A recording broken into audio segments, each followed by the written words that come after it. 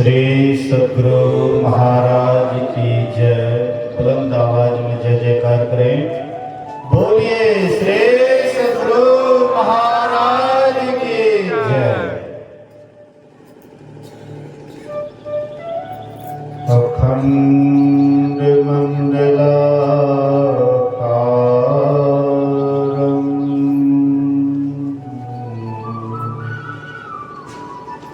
व्याप्तं येन चराचरं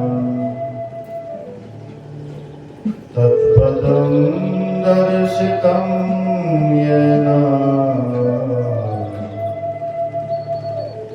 तस्मै श्री गुरुवे नमः। धन्य धन्य सतगुरु सुखद महिमा कहे न जाए। जो कुछ कहो तुम्हारी कृपा मौतें कछु न बसाए।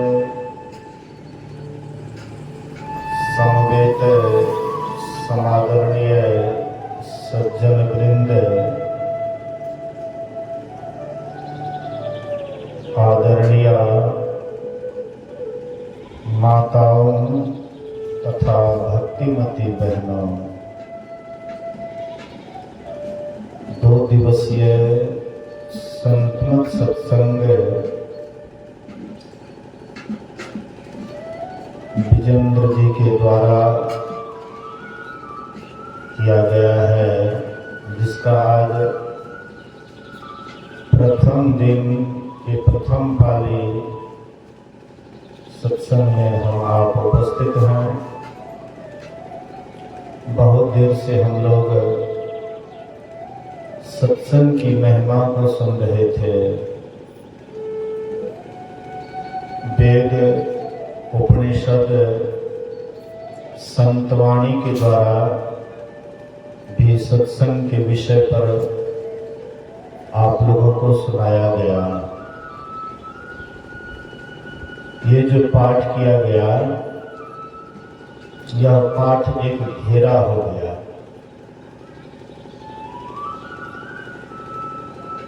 और जितने भी पंथ संप्रदाय हैं, उनमें ये सब घेरा नहीं दिया जाता है। कबीर पंथ का सत्संग होता है, उसमें कोई पाठ नहीं होता है। स्तुति करने के बाद जिनको जो मन होता है गाने का गाते हैं, और जिसको जो मन होता है बोलने का बोलते हैं। कोई घेरा उरा नहीं है, टाइम टाइमली भी नहीं है। जब मर्जी शुरू कीजिए, जब मर्जी खत्म कर दीजिए। ऐसे रामानंद संप्रदाय में भी कोई पाठ विशेष पर उसकी व्याख्या नहीं होती है। संतमत सत्संग कहने से मतलब हम आप संप्रदाय न समझे इसको। गुरु महाराज जी अगर संतमत को भी संप्रदाय ही कहते तो गोस्वामी तुलसीदास को रामायण की वाणी नहीं लेते। संतमत को अगर संप्रदाय समझते तो सत्संग योग नामक ग्रंथ की रचना नहीं करते। सत्संग योग नामक ग्रंथ की रचना क्यों किए हैं? सभी संतों के वचन को एक जगह क्यों दिए हैं? वेद उपनिषद के वचन को एक जगह संग्रह क्यों किए हैं? सांप्रदायिकता को हटाने के लिए।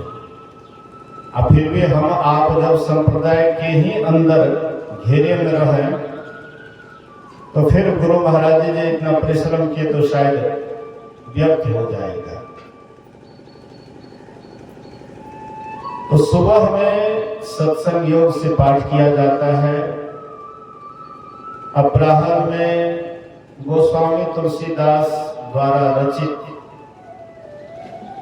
जो रामचरितमानस है, उनसे गुरु महाराज जी सार बात लेकर के सार सती का निर्माण किए। उससे पाठ होता है। रात में प्राय भजन वगैरह होता है और कुछ प्रवचन भी करते हैं, भजन की व्याख्या करते हैं। ये समय में 3 तरह से सत्संग करते हैं, यही समझाने के लिए कि हम लोग संप्रदाय के फेरे में नहीं पड़े। संतों ने जो सार ज्ञान दिया है उसको लेकर के चले। अगर सार ज्ञान को छोड़ देंगे तो संतमत का ज्ञान ही खत्म हो जाएगा। सार ज्ञान को लेकर के चले। सार ज्ञान क्या है? सत्संग और ध्यान, मूल बात यही है। इसी की व्याख्या अलग अलग ढंग से किया जाता है, लेकिन मूल मंत्र है सत्संग और ध्यान। बाहरी सत्संग और आंतरिक सत्संग। बाहरी सत्संग में हम आप बहुत आदमी एक जगह बैठ करके सदग्रंथ से उपमा दे करके अनेक तरह से उनको समझाने का कोशिश करते हैं, बुझाने का कोशिश करते हैं। जिनके पास में जिस तरह की बुद्धि होती है उस तरह से लोग समझाते हैं। तो हम आप अभी सुन रहे थे वेद मंत्र को। वेद मंत्र में हम आप सुने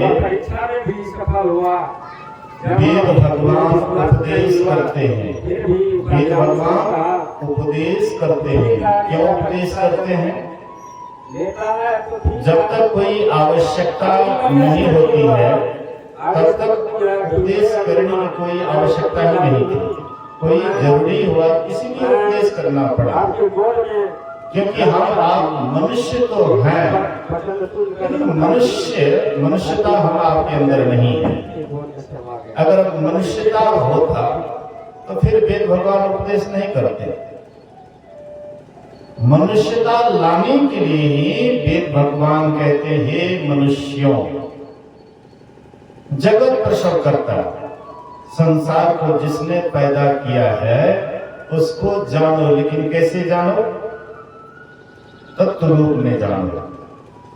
हम आप सुन रहे थे पूज्य शोभानंद बाबा से कि हम आप तत्व रूप से नहीं जानने के कारण ही अनेक देवी देवता की तरफ दौड़ रहे हैं, अनेक की तरफ भाग रहे हैं। मन में होता है कि किसके तरफ जाएं तो अधिक लाभ होगा, कौन देवता को पूजे तो विशेष लाभ होगा, इसलिए अनेक की तरफ जाते हैं।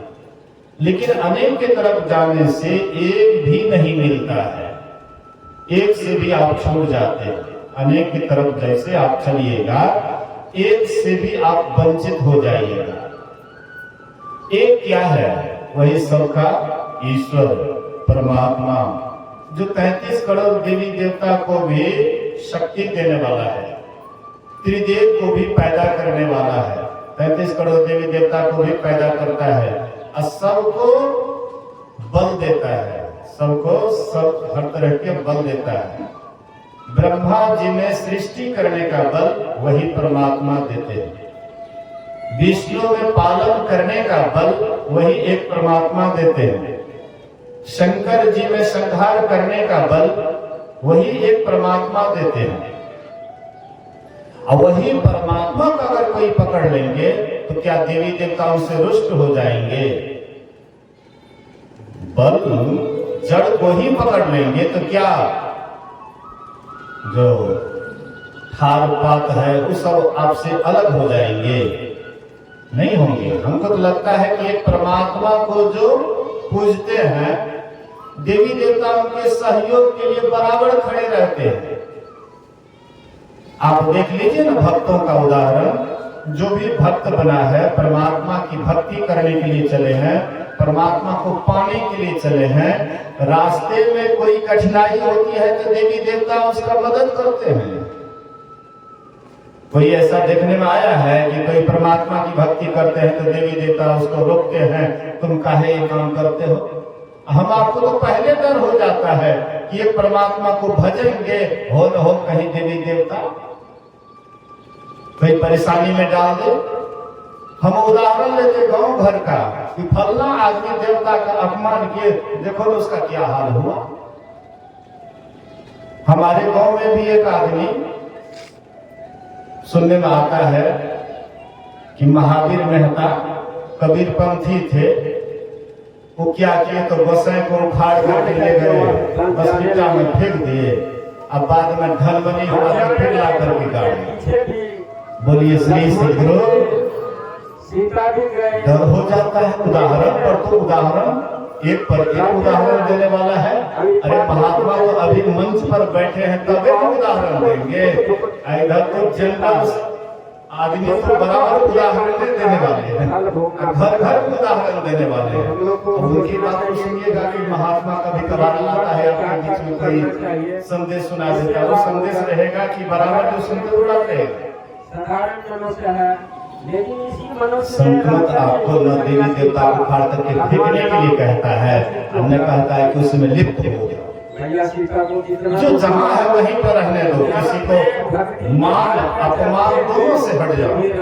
कोई करने वाला है करता है, जिसको कोई ज्ञान नहीं है, मान लीजिए कि एक बच्चा है, उनको परमात्मा का ज्ञान नहीं है कि परमात्मा एक है, तो नहीं जानता है तो चलो भाई कुछ तो करता है, उसी को एक मिट्टी का चूल्हा उसी को नीपता है, उसी पर फूल पान चढ़ाता है, अगरबत्ती घुमाता है, नहीं जानता है तो कुछ करता है तो ठीक है। लेकिन अगर आप सत्संगी हैं, अगर आप एक ईश्वर का ज्ञान जानते हैं कि परमात्मा एक है, उसके पास जाने की रास्ता भी एक है और वह बाहर नहीं सबके भीतर में है, आप बाहर में टपक रहे हैं, इसका मतलब आपको विश्वास की कमी है, तब हम बाहर टटोलते हैं। हम आप अभी सुन रहे थे कि गोस्वामी तुलसीदास जी महाराज बाहर बाहर राम को ढूंढे, राम मिल भी गया, तो क्या गोस्वामी तुलसीदास जी का काम बन गया? नहीं बना। काम तब बना जब अपने हृदय रूपी गुफा में राम का दर्शन किए, तब गोस्वामी जी का काम बना। और नहीं, जब तक हृदय रूपी गुफा में परमात्मा का दर्शन नहीं कीजिएगा, आप कहीं भी चले जाइए, कहीं भी जाने से कल्याण नहीं होगा। संतमत आपको बतलाता है एक ईश्वर पर विश्वास करो, तो एक ईश्वर पर विश्वास करो तो दूसरे का अपमान करो, सो भी नहीं कहता है। एक ईश्वर पर विश्वास करो। देखिए संतमत में बहुत संत हुए, कोई अपने इष्ट को भगवान के रूप में अपने इष्ट को देखे, या कोई गुरु में ही भगवान देखे, कोई भगवान का ध्यान बतलाए, कोई गुरु का ध्यान बतलाए। गोस्वामी तुलसीदास राम के उपासक थे, ये सर्व विदित है, सबको मालूम है कि गोस्वामी तुलसीदास राम के भक्त थे, राम को ही अपना इष्ट मानते थे, राम का ही ध्यान करते थे। सूरदास कृष्ण के भक्त थे, कृष्ण की उपासना करते थे। और उसी जगह में आप देख लीजिए कबीर साहब गुरु की उपासना करते थे, गुरु को ही इष्ट मानते थे। गुरु नानक देव गुरु को ही इष्ट मानते थे, गुरु का ही ध्यान बतलाते थे। जिस सिंहासन पर गोस्वामी तुलसीदास राम को बैठाए, जिस सिंहासन पर सूरदास कृष्ण को बैठाए, कबीर साहब उसी सिंहासन पर गुरु को बैठाए। गुरु नानक देव उसी सिंहासन पर गुरु को बैठाए। पूरा देख लीजिए पंजाब में, पूरा पंजाब में गुरु की कितनी मान्यता है। जैसे जैसे गुरु की मान्यता घटती है, वैसे वैसे हम आप ज्ञान से भटक जाते हैं। ज्ञान देने वाला कौन है? गुरु ही तो है। हम गुरु को पीछे कर देते हैं, इसलिए ज्ञान से हम वंचित हो जाते हैं। तो महापुरुषों ने कहा, संतों ने कहा कि संतों के जो वचन है उसको बढ़िया से समझिए, बढ़िया से सुनिए, और जो संत महापुरुष कहते हैं सगुण और निर्गुण दोनों को जानिए। वेद भगवान उपदेश करते हैं, हे मनुष्यों जगत प्रसव करता, जो संसार को पैदा किया है उसको तत्वरूप से जानिए। तत्वरूप से जब तक नहीं जानेंगे तब तक कल्याण नहीं होगा। बच्चा जब जन्म लेता है आस्तिक परिवार में, आजकल तो शायद माँ बाप नहीं बोलता है कि बेटा राम राम कहो, कृष्ण कृष्ण कहो, शिव शिव कहो। गुरु महाराज जी के प्रवचन में है कि जैसे बच्चा जन्म लेता है तो माँ उसको सिखाती है बेटा राम राम कहो, बेटा कृष्ण कृष्ण कहो, बेटा शिव शिव कहो, बेटा गुरु गुरु कहो। लेकिन हमको नहीं लगता है कि आजकल की माँ ये बात सिखाती है कि बेटा राम राम कहो, कृष्ण कृष्ण कहो, शिव शिव कहो या गुरु गुरु कहो। आजकल की माँ नहीं बदलाती है। फिर भी हम आपको विश्वास है कि राम है, कृष्ण है, शिव है, तो राम को हम कैसे मानते हैं? राजा राम के रूप में। कृष्ण को हम कैसे मानते हैं? बांसुरी वाला कृष्ण के रूप में। भोले बाबा को कैसे मानते हैं? तो मुंड वाले पहने हुए। गुरु को शरीरधारी। लेकिन शरीर के अंदर में राम कृष्ण शिव गुरु के अंदर, शरीर के अंदर में कौन है, वह तत्व रूप में कैसा है, इस बात पर हम तनिक भी ध्यान नहीं देते। इसलिए भक्ति तो करते हैं लेकिन भटकना नहीं छोड़ता है। भक्ति सब करते हैं, कोई न कोई किसी न किसी को सब मानते हैं। गांव में कोई ऐसा आदमी शायद ही होगा कि किसी न किसी को नहीं मानता होगा। कोई राम को मानता है, कोई कृष्ण को मानते हैं, कोई शिव को मानते हैं, कोई काली दुर्गा को मानते हैं, कोई गुरु को मानते हैं।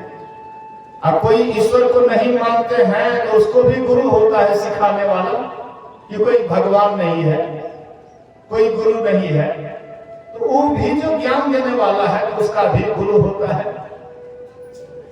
कहने का आशय है, मतलब है, संत महापुरुष कहते हैं कि हम आप राम कृष्ण शिव काली दुर्गा जिसको भी हम आप कहते हैं वह परमात्मा अनेक रूप उसका है, लेकिन उसका स्वरूप एक ही है, अनेक नहीं है।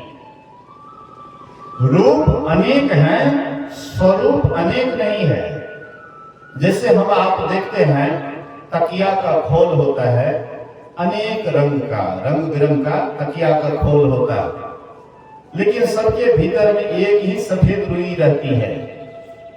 ऐसे ही परमात्मा ईश्वर जो सबके मालिक हैं वह एक ही एक हैं, और वह अनेक रूपों में, कभी राम के रूप में, कभी कृष्ण के रूप में, कभी शिव के रूप में, कभी काली दुर्गा के रूप में आदि रूप में आते हैं, लेकिन वे अनेक नहीं हो जाते हैं, वे एक ही एक हैं। लेकिन वह एक ही एक को जब तक नहीं जानेंगे, जब तक नहीं पहचानेंगे, उसकी भक्ति जब तक नहीं ठानेंगे, तब तक हम आपका भ्रम दूर नहीं होगा। ये भ्रम, ये भटकना, संसार में दौड़ना तब तक दूर नहीं होगा। इसलिए पहले स्वरूप का ज्ञान चाहिए, उसके बाद भक्ति का आरंभ करना चाहिए। स्वरूप का ज्ञान चाहिए। गुरु महाराज जी जब पहले संतमत के ज्ञान से प्रभावित हुए थे तो 3 महीने तक संतमत के ज्ञान पर चर्चा किए थे। रात में 12 बजे जाते थे और 3 बजे तक, 3 घंटे तक चर्चा करते थे। बाद में 3 महीने के बाद जब गुरु महाराज जी को यह ज्ञान कुछ समझ में आया, तब धीरज लाल से कहते हैं कि आप हमको दीक्षा दे दीजिए। धीरज लाल कहते हैं कि मैं गृहस्थ और आप विरक्त, मैं आपको कैसे दीक्षा दे सकता हूँ। गुरु महाराज जी कहते हैं अगर मुझे सही ज्ञान एक कुत्ता से भी मिले तो मैं कुत्ता को भी गुरु धारण कर सकता हूँ, आप तो मनुष्य हैं। फिर भी धीरज लाल गुप्त उनको दीक्षा नहीं दिए। बोले कि अगर आप दीक्षा लेना चाहते हैं तो मायागंज में राजेंद्र प्रसाद वकील साहब हैं, उनके पास जाइए, वे आपको दीक्षा बता देंगे। एक चिट्ठी लिख करके दिए। गुरु महाराज जी गए भागलपुर मायागंज और वकील साहब को वह चिट्ठी थमाए और कहते हैं कि मैं संतमत के ज्ञान से प्रभावित हूं, मुझे दीक्षा चाहिए। राजेंद्र बाबू वकील साहब 3 दिन तक पहले जांचे, देखे कि नहीं उसमें खड़ा उतर गया है, तब उनको दृष्टियों की क्रिया बदला है। मतलब मेरे कहने का है कि पहले स्वरूप का ज्ञान चाहिए, उसके बाद भक्ति का आरंभ कीजिए। पहले निर्दिष्ट स्थान को जान जाइए, उसके बाद चलना आरंभ कीजिए। अगर निर्दिष्ट स्थान को नहीं जानिएगा और चलना आरंभ कर दीजिएगा तो आप चलते चलते थक जाइएगा, लेकिन मंजिल कभी प्राप्त नहीं होगा। मंजिल को पाने के लिए पहले मंजिल के संबंध में ठीक ठीक जान लीजिए कि वह परमात्मा है कैसा। गोस्वामी तुलसीदास जी राम के उपासक थे। गोस्वामी तुलसीदास से किसी ने पूछा कि आप कौन राम को मानते हैं, आपका राम कैसा है? तो इस पर गोस्वामी तुलसीदास कहते हैं, गोस्वामी तुलसीदास जी कहते हैं, व्यापक व्याप्य अखंड अनंता अखिल अमोघ शक्ति भगवंता। वह परमात्मा व्यापक है, व्यापक व्याप्य अखंड अनंता। वे अखंड हैं, वे अनंत हैं, उसका कहीं अंत नहीं है। अखंड है, उसका कहीं खंड ही नहीं है। हम आप देखते हैं पृथ्वी, ये पृथ्वी का भी खंड है, पृथ्वी से आगे जल है। और ये जो पृथ्वी हम आप देखते हैं कि ऐसा पृथ्वी बहुत है, ऐसा ब्रह्मांड बहुत है। जैसे गुलर का पेड़ होता है, गुलर का वृक्ष होता है, उसमें अनेक फल होते हैं, वैसे ही अनेक ब्रह्मांड हैं।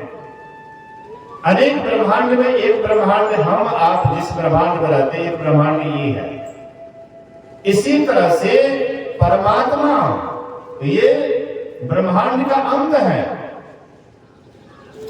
एक बार वशिष्ठ जी रास्ते से जा रहे थे, बोलिए श्री सद्गुरु।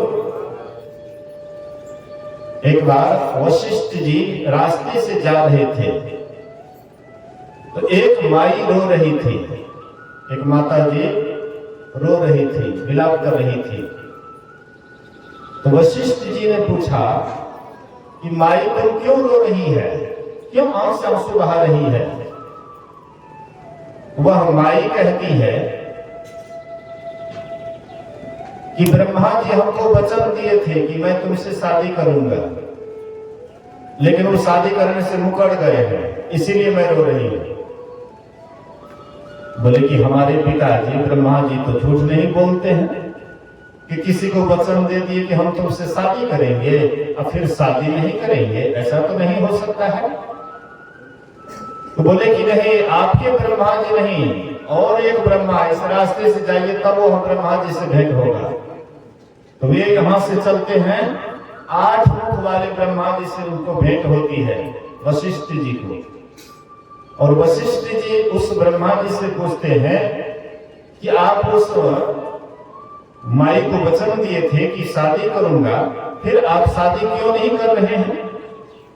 तो ब्रह्मा जी, वे ब्रह्मा जी कहते हैं कि देखो, ये अब ब्रह्मांड का अंत होने वाला है, ये ब्रह्मांड समाप्त होने वाला है, जल्दी यहां से इस ब्रह्मांड से निकल जा रहे तो तुम भी इसी वक्त समाप्त हो जाओगे, जल्दी निकलो यहां से।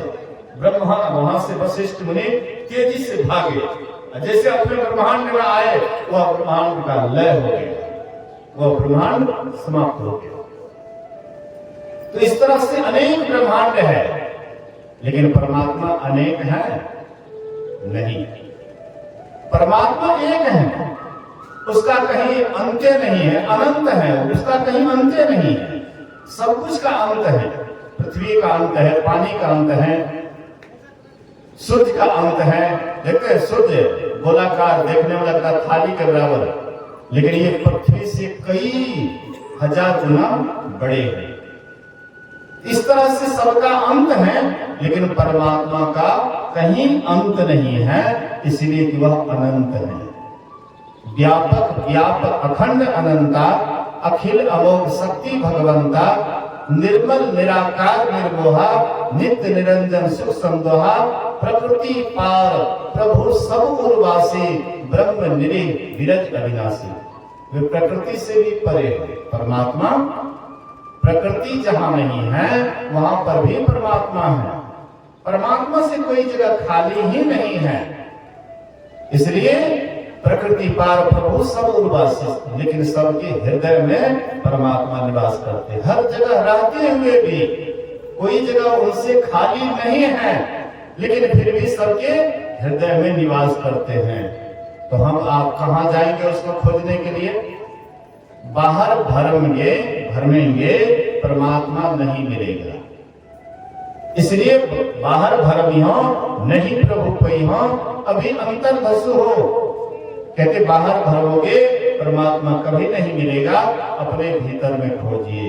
निज तन में खोज सज्जन बाहर न खोजना, अपने ही घट में हरि है अपने में खोजना। निज तन में इसी शरीर के अंदर में खोजना है। इस शरीर में कहां कैसे खोजिएगा?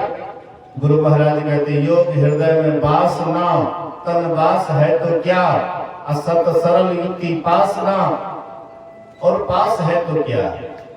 मतलब ये शरीर, हम आपके शरीर में परमात्मा है, लेकिन उस परमात्मा को कहां खोजेंगे? हम आपका पूरे शरीर का अंग है, प्रत्येक अंग है, तो कहां पर परमात्मा को खोजेंगे? तो ध्यान के द्वारा अज्ञान चक्र में ध्यान कीजिएगा, तो वहीं पर आपको उसका पहले झलक मिलेगा। परमात्मा का पहले झलक मिलता है, उसके बाद परमात्मा मिलता है। जैसे सूर्य को देखने से पहले सूर्य के किरण का दर्शन होता है, वैसे ही परमात्मा को देखने से पहले परमात्मा की ब्रह्म ज्योति का पहले दर्शन होता है। परमात्मा की ब्रह्म ज्योति को देखने के लिए एकाएक अगर ब्रह्म ज्योति देखेंगे तो ये नहीं हो सकता। जैसे कोई बच्चा ओ आ लिखता है, उसके बाद वह लिखते लिखते अभ्यस्त हो जाता है, तो खूब सुंदर लिखने के लिए जान जाता है। इसी तरह से हम आप भी पहले ओ आ से मतलब गुरु जाप मानस ध्यान मानस कीजिए दृढ़ साध कर, इनका प्रथम अभ्यास कर शुद्ध करना चाहिए। किसी नाम का जप कर लीजिए, किसी रूप का ध्यान कीजिए, लेकिन एक ही का, अनेक की तरफ मत जाइए। एक नाम का जप, एक रूप का ध्यान, ये दो काम में अगर आप ठीक ठाक हो जाएंगे तो दृष्टियोग करने का आपके अंदर में शक्ति आ जाएगी। शक्ति धीरे धीरे संग्रह होता है, धीरे धीरे संग्रह होता है। अब बाद में जब पूरा संग्रहित हो जाता है तब दृष्टियोग क्रिया करने में शक्ति मिलती है, तब आराम से करते हैं। इसलिए ये दोनों काम करके उसके बाद दृष्टियोग की क्रिया कीजिए। दृष्टियोग की क्रिया में अगर आपको सफलता मिल जाती है तो परमात्मा का आवाज भी सुनने के लिए मिलता है। जैसे बाहर में हम आप देखते हैं प्रकाश और शब्द, वैसे हमारे भीतर में भी परमात्मा की ज्योति है और परमात्मा का आवाज है। लेकिन उसको सुनने के लिए जो लगन के साथ ध्यान करेंगे वही उसको प्राप्त कर सकते हैं। करो तुम साधना मन से, सफलता हाथ है तेरे। अगर तुम मन से साधना करोगे तो सफलता तुम्हारे हाथ है। धीरे धीरे रे मना, धीरे सब कुछ होए, माली सींचे सो घड़ा, ऋतु आए फल होए। एक ही दिन में नहीं होगा, लेकिन जो धीरे धीरे अभ्यास करेंगे, थोड़ा थोड़ा अभ्यास करेंगे तो धीरे धीरे अंत में जरूर काम खत्म होगा। लेकिन अगर शुरू ही नहीं करें तो फिर खत्म कैसे होगा? शुरुआत में कम में देर बैठिए, धीरे धीरे उस अभ्यास को बढ़ाते जाइए। और तन काम में मन राम में, कर्म करे करता नहीं दास कहावे से। कोई काम कीजिए लेकिन सुमरन करते रहिए, कोई काम कीजिए मानस ध्यान करते रहिए। ऐसा जब आदत लग जाएगा, हिस्सक लग जाएगा, तो यही हिस्सक आपको ध्यान में आगे बढ़ाएगा। ये हिस्सक अगर नहीं लगेगा, बराबर संसार के ही बात में आप दिमाग लगाइएगा, ध्यान पर बैठिएगा तो वही बात दिमाग में आएगा। इसलिए थोड़ा थोड़ा करते करते एक दिन विशेष होगा। तो आइए 11 बज चुका है, अब कुछ भजन सुनते हैं, उसके बाद आरती की ओर चलेंगे। बोलिए श्री सद्गुरु महाराज की जय।